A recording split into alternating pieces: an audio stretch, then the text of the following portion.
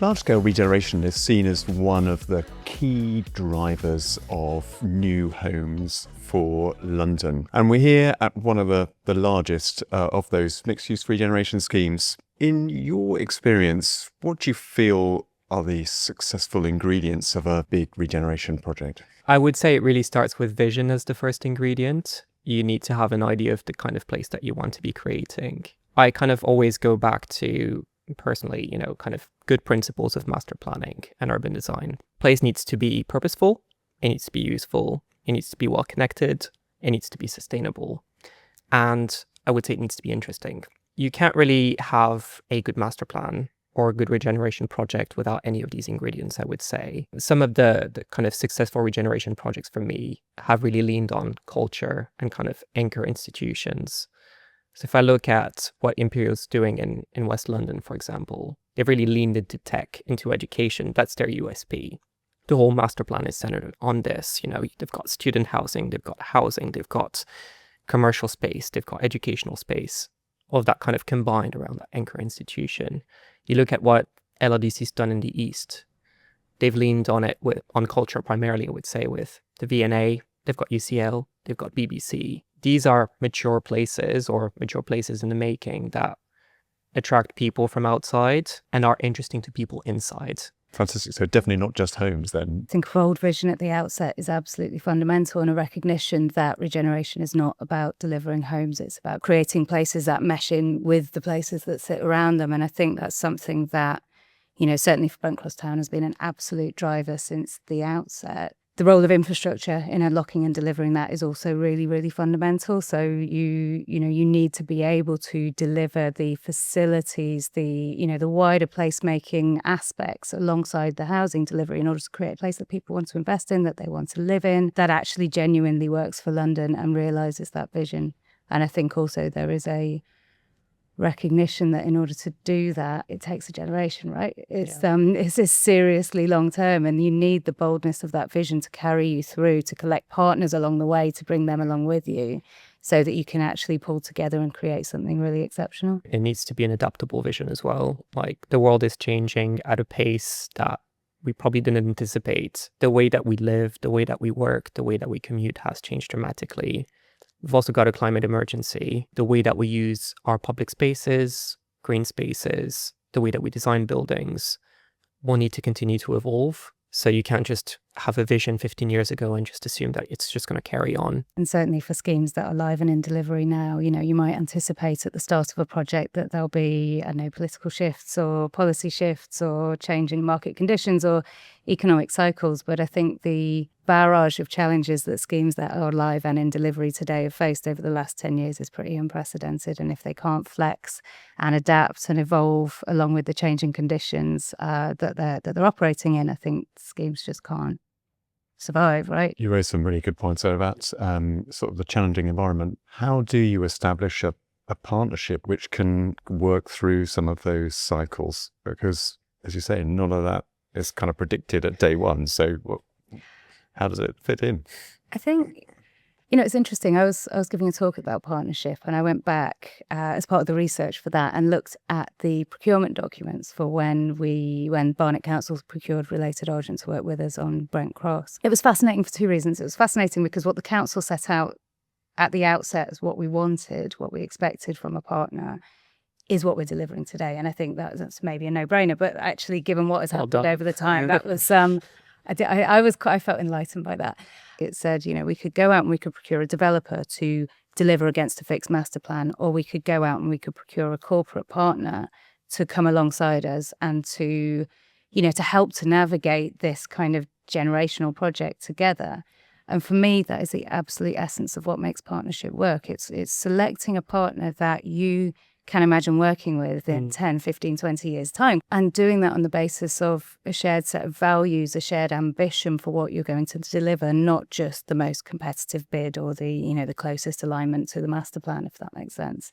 It's a relationship, and it's a relationship that takes work. It's not always easy. You need to be open, you need to build trust, you need to be able to have those difficult conversations, you need to be able to allow kind of face-to-face time to actually work through things. because, certainly in today's conditions, we're navigating one challenge after another, and after another. And if you're not pulling together and calibrating or recalibrating around that as a partnership, it's very, very difficult to get things done. It becomes transactional. And I think once it becomes transactional, that doesn't work. When we're dealing with regeneration, we're dealing with long-term projects. And by nature of it, you need to have a partner that has a long-term investment horizon, that's really kind of in it for the vision, in it for creating value and bringing the community along the way, working with a complex web of stakeholders along the way, and kind of genuinely interested in partnership. I would say some organization and the people working at these organizations have that in their DNA. They kind of understand it. You kind of need to have genuine risk and reward sharing, genuine co-investment, and you need to step outside of the kind of parochial roles of public and private sector sometimes, where one of the parties just expects you to kind of do everything for them in terms of de-risking or investment and kind of create the perfect conditions for investment on their side. I don't think that's our role. Our role is to create opportunity to take risks with them. Bringing your land it is not necessarily good enough. You have to bring in an idea, as we said, about the place that you're trying to create, but also back that up with resourcing, connections. I often think in the current context that we're in, public sector has always been about de-risking opportunities and kind of land assembly, de-risking planning, etc. We now need to work on deal assembly. We need to try and bring in investors, making compelling vision. And I would say the GLA is kind of in a specific place when it comes to that. We've got convening powers, we've got a brand name with the Mayor of London, etc. We need to lean into it. We've been looking to co-invest. Traditionally what we have done is procure development partners on our large land holdings, and we do that through development agreements. So our partners do most of the job, and we, I guess, work with them along the way and try and support them, but we don't invest capital, and that's changing now. I think we need to try and share risk and reward with them, and we need to take a more active role in making these places happen. If I look at a project like, Silvertown, it's 7,000 homes in the docks, huge amount of infrastructure. We're trying to bring back some very large mill into a functional use. The amount of capital that's required, the amount of risk that's required to make that happen, you can't just place that on just one shoulder. And I think being there, actually, City Hall is very close to the project geographically. It's in the Royal Docks as well, which is an enterprise zone where, we're able to collect business rates and work with Newham in partnership. That's the right conditions I see for kind of a project of this scale being developed in the current context. I think in today's conditions, there are, you need to be able to make the distinction as well between the different pressures or the different roles that different public sector organisations are facing, right? So local authorities are operating under entirely different conditions to what we were, 10 years ago or 15 years ago. Their ability to take risk or invest in the long term is just massively constrained compared to what it was previously. The risk appetite is more constrained, and I think that's where those wider strategic partnerships with the GLA, with MHCLG Homes England, to try and actually come together around opportunities and help to unlock support and kind of push those forward, I think is going to be really important, certainly looking ahead. So we said that on one hand that we need a more interventionist public sector to help bring things forward.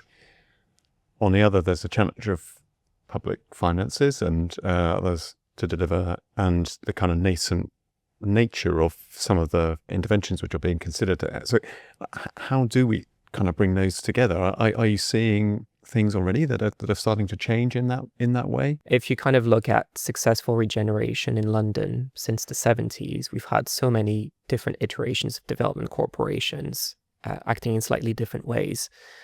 The way that Canary Wharf happened was, a mix of land assembly powers, an authority in charge of doing that, government funding, infrastructure, and taxation incentives as well. You've now got a mix of development corporations that have planning functions but don't necessarily have a lot of government funding.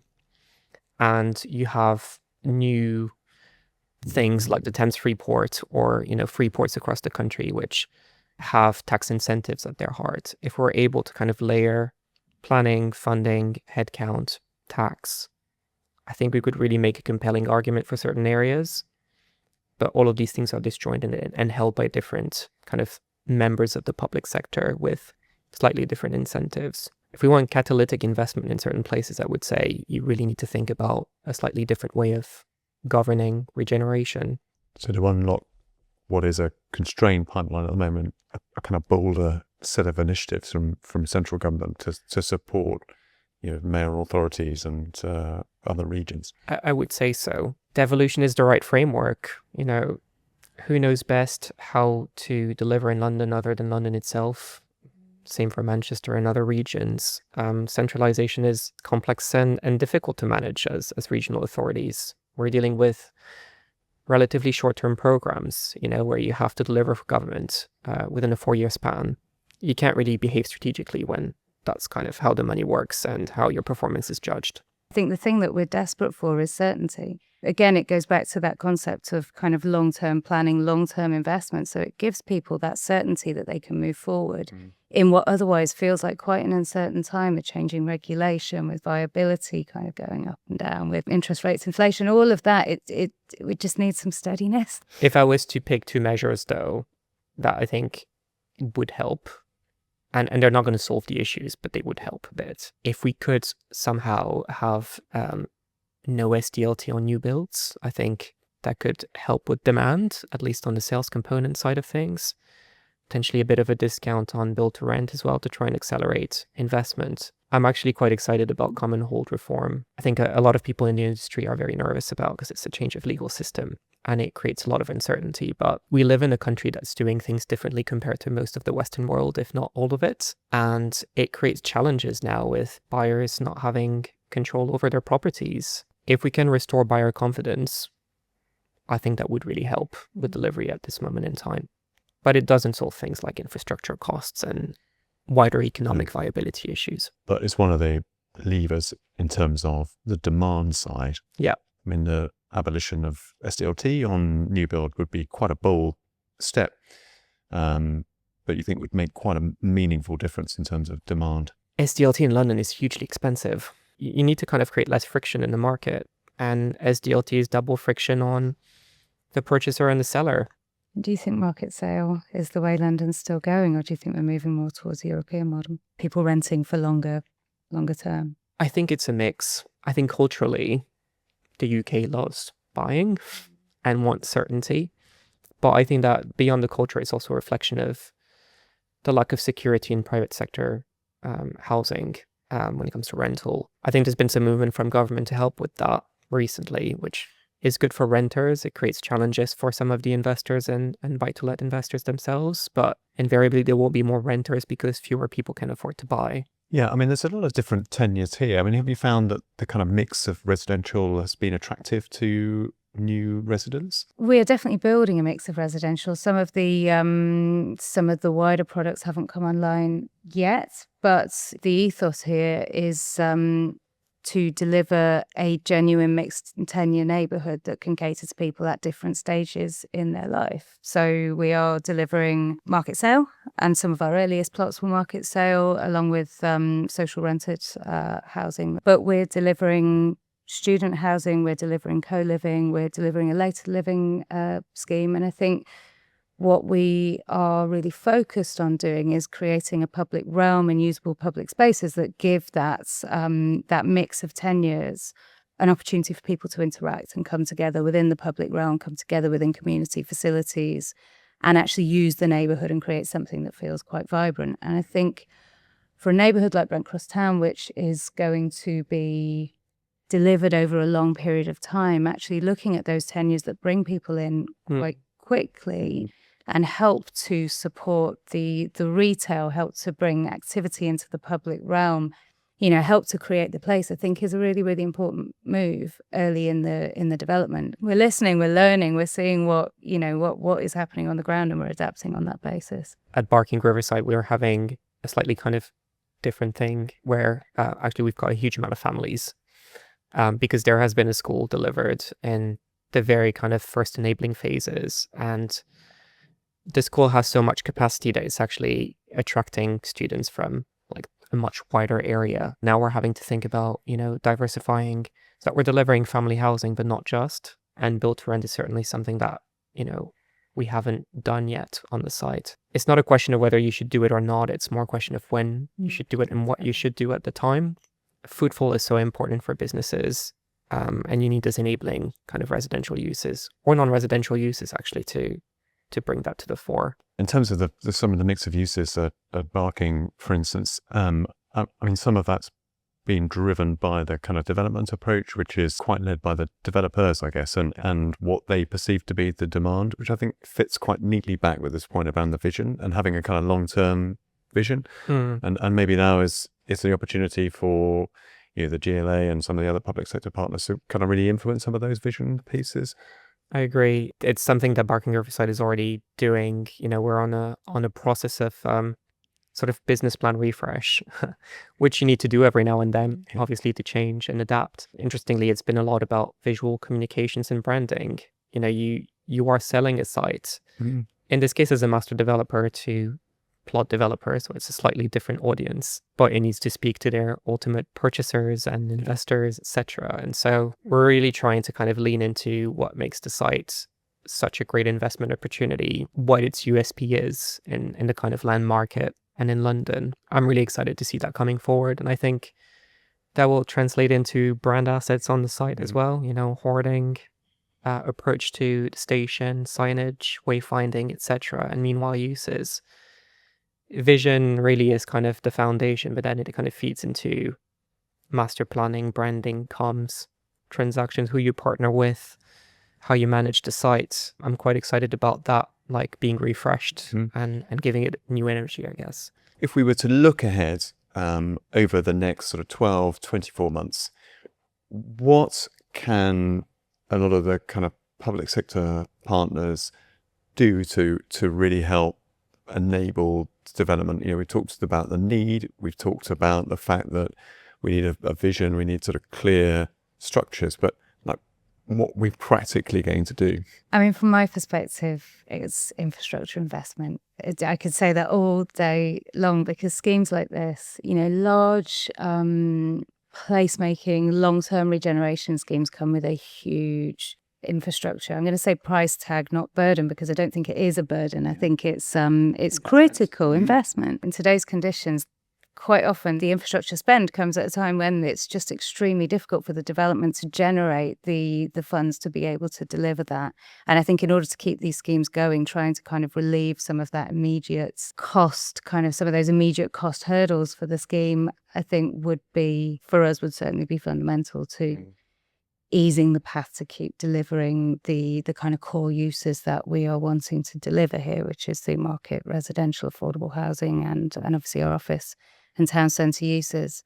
So I could not advocate more for infrastructure investment from either central government or the GLA. We've talked to government for 2.5 years about infrastructure investments, and we've managed to get £322 million through the City Hall Developer Investment Fund, which is great. I really hope it's just a start and not the end of the story, because London needs a lot more.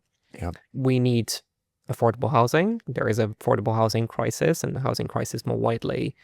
But it's also the right tenure to be delivering at this moment in time. There's guaranteed demand. It's obviously challenging to do it at this moment in time, but grant is a big part of the answer for that. Thank you. And I think inclusion, it's challenging times, but you're the kind of steadying forces to help drive and keep the momentum and keep the continuum. We still need this delivery, so this is absolutely critical for it.